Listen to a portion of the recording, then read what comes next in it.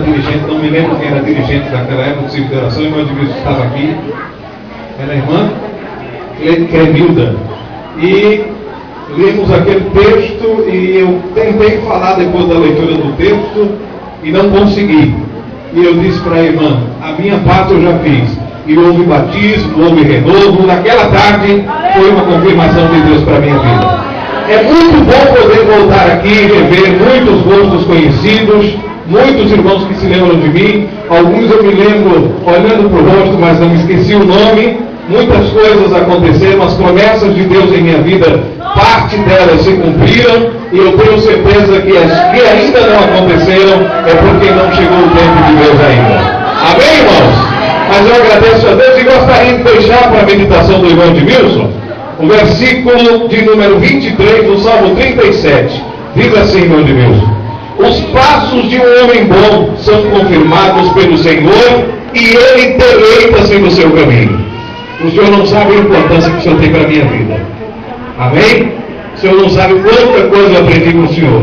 E uma das grandes coisas que eu aprendi com este servo de Deus foi ser humilde e crente, mas crente de verdade.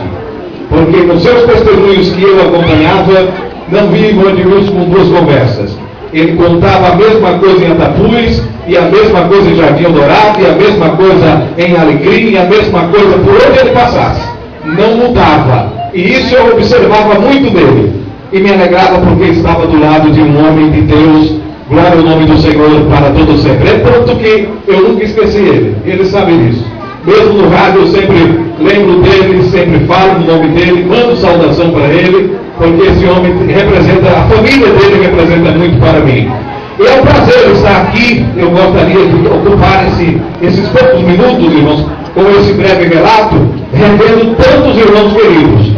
O nosso querido Rubens Belavino, que um dia sonhou em ser vereador da cidade de Goiânia. Eu acompanhei parte desse projeto, desse sonho, quando ainda era um embrião.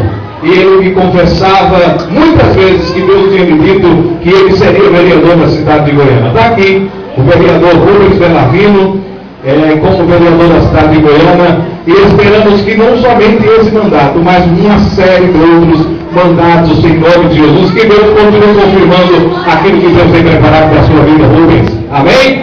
E está o lado também do Zivaldo, que é meu amigo desde adolescente. A gente brigava muito quando era adolescente. Zivaldo era aqueles crentes, irmãos, bem forte mesmo. E às vezes que aprendia a gente não concordava e saía brigando, mas a gente é amigo até hoje. Graças a Deus por isso.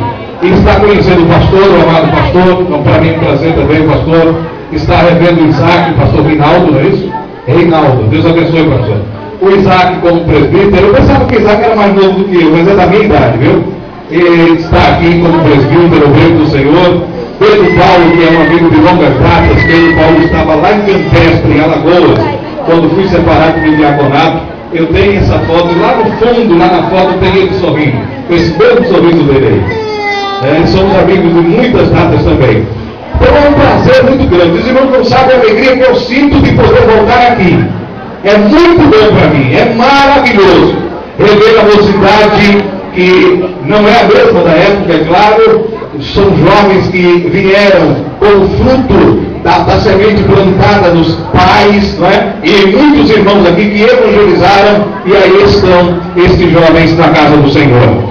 Meus queridos, o tempo passa depressa, e eu sei que os irmãos gostariam de ouvir a palavra, e sobre mim importa essa grande responsabilidade. Eu quero desde já agradecer a confiança do pastor. Quero desde já agradecer o convite feito pelo nosso querido irmão Edmilson e sua família. Eu quero agradecer a Deus por estar aqui esta noite.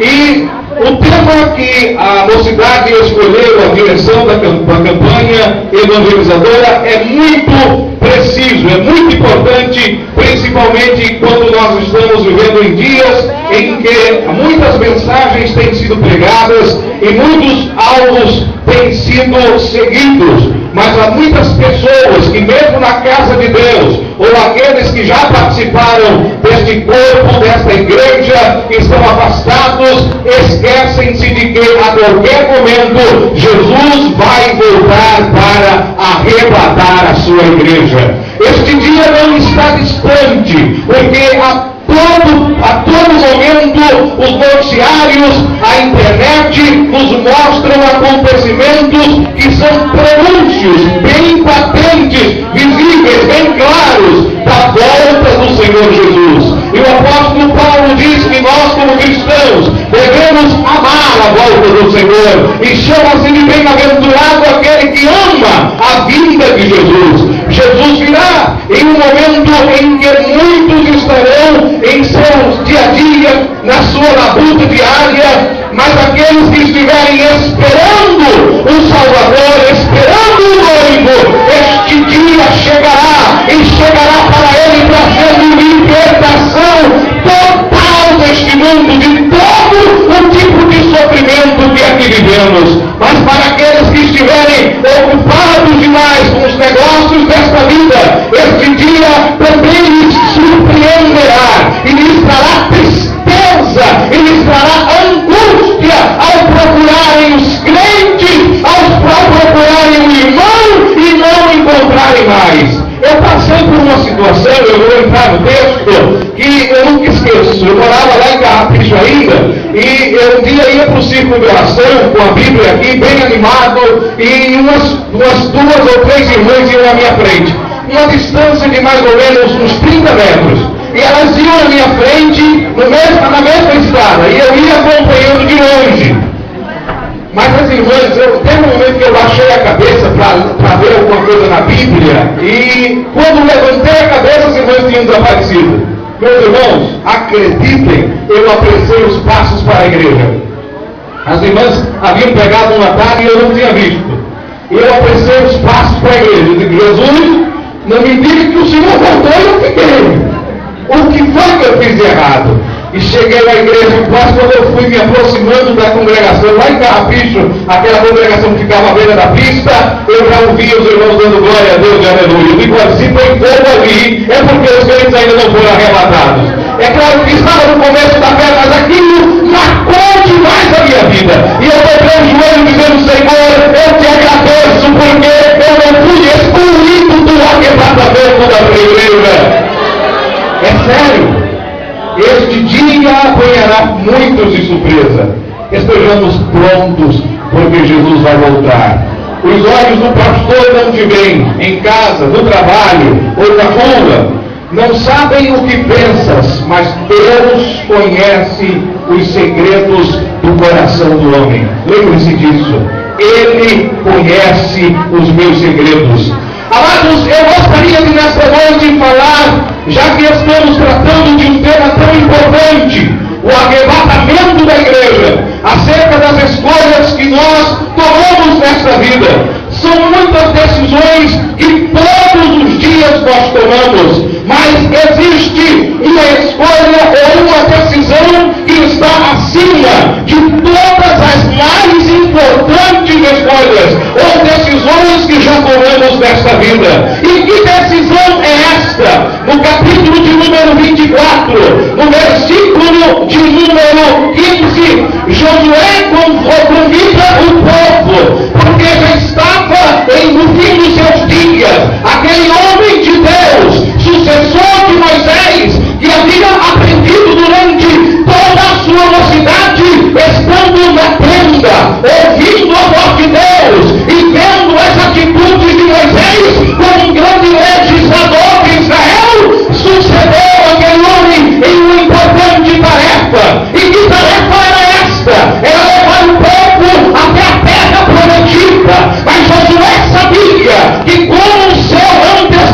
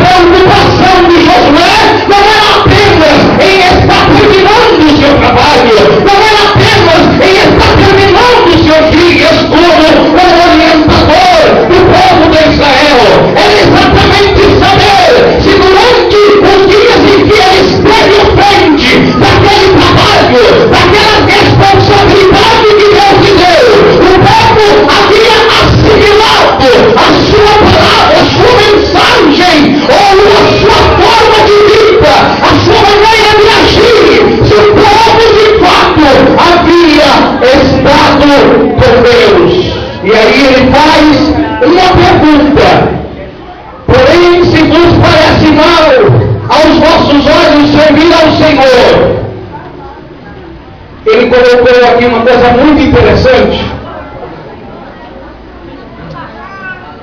E pode-se dizer que Josué era um grande líder. Ele deixou o povo escolher, focando o livre-arbítrio que Deus nos deu ao nos criar. Ninguém aqui é forçado a estar aqui. Ninguém aqui é forçado a abrir a boca para cantar. Ninguém aqui é forçado a contribuir com dízimos e ofertas. Mas se o fazemos por fé e o fazemos voluntariamente, porque temos convicção de que Deus se agrada dessas atitudes. E Josué colocou isso bem claro. Se vocês acham que servir a Deus não vale a pena, então escolham hoje a quem vocês querem servir. Se os deuses que serviram nossos pais, que estavam ali no rio, ou os deuses dos amorreus em cuja terra habitasse. Israel estava no meio de uma terra que estava cercada de povos idólatras, que tinham costumes pagãos, que influenciariam de maneira fácil a qualquer um que se desligasse ou se desviasse dos propósitos de Deus. Não é diferente nos dias de hoje. Somos igreja, povo de Deus. Estamos no mundo, mas não somos do mundo. Quem diz glória a Deus.